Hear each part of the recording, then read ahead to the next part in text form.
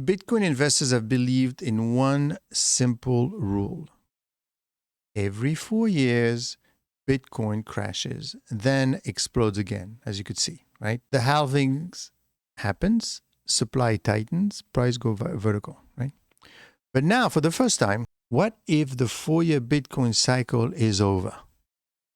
Not delayed, not stretched, not muted, over. And if that's true, then most investors are positioning for a future that no longer exists. From 2000 onward, Bitcoin followed a remarkably consistent rhythm. And life is a circle, remember.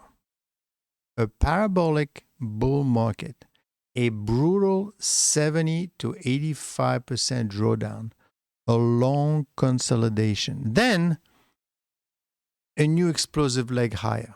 Seen that? Each cycle roughly aligned with a halving schedule. Each cycle reset leverage, expectation, and weak hands. That pattern created the belief that Bitcoin is predictable.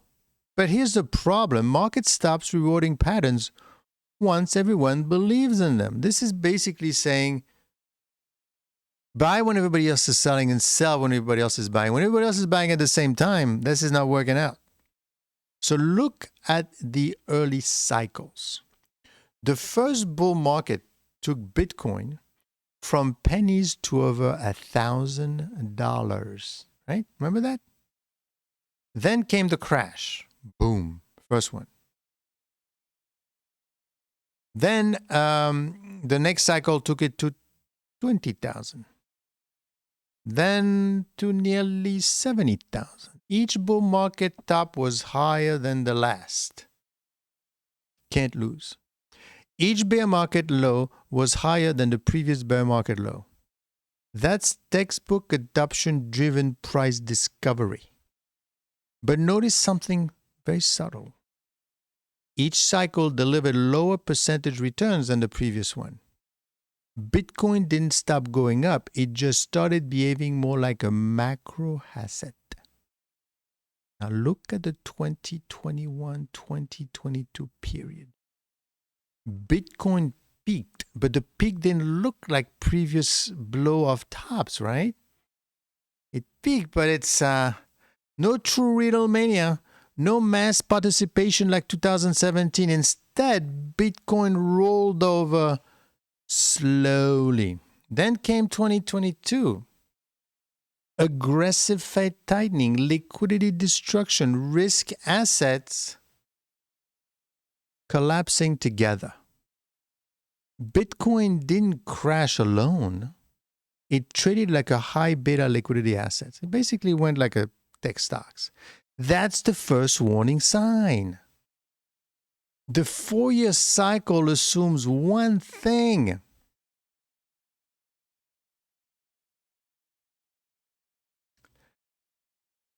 That supply shocks dominate demand dynamics. But today, Bitcoin exists in a very different environment. ETFs and institutional custody, corporate balance sheets, derivatives market larger than spot, macro-driven liquidity circle. In other words, Bitcoin is no longer just a supply story. It's a liquidity story. And liquidity does not move in 4-year cycles. It moves with central banks. That's what's driving Bitcoin, if you want to know. Liquidity. Look at the right side of the chart. The part with a question mark. Instead of a clean post having breakout, prices are grinding. Volatility is compressing. Momentum is fading. This doesn't look like prior cycles. It looks like distribution within a range. I mean, it doesn't mean that Bitcoin is dead. It means the regime may have changed, and you need to understand the new regime. And that's why I created the channel, so you could understand what it is that I'm trying to do here, which is look for black swan. Figure out what are the risks in the market or even in the crypto markets. Early Bitcoin cycles were driven by adoption, new users, new wallets, new narratives, right? today's Bitcoin market is driven by allocation. I know, portfolio rebalancing, risk parity, macro hedging, dollar liquidity. This changes everything. When Bitcoin becomes an asset class, it stops behaving like a lottery ticket because everybody's trading it. You make tiny bits of money now. Here's the most dangerous.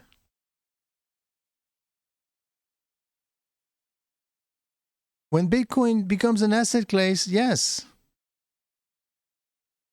Here's the most dangerous phrase in crypto right now.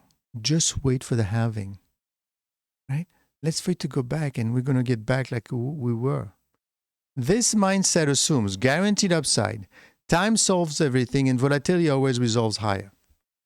But markets don't reward certainty. They punish consensus. And right now, belief in the 4-year cycle is consensus. Meaning that, well, I know how this works. No, you need to do what Socrates said. You need to think what Taleb Nassim says. I get up every morning knowing that I don't know anything.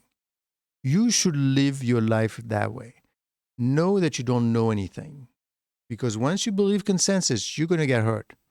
If the 4-year cycle is breaking, here's what you expect to see.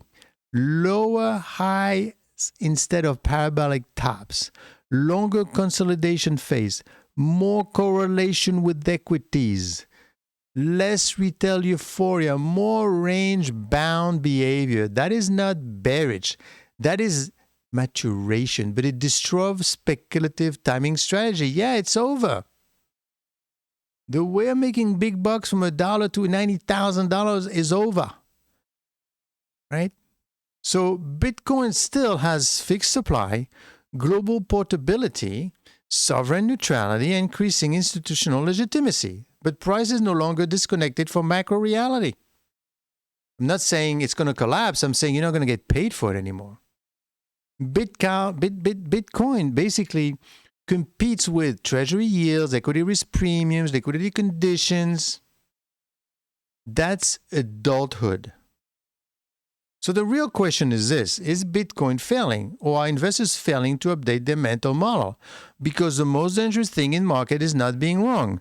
It's being right about the past.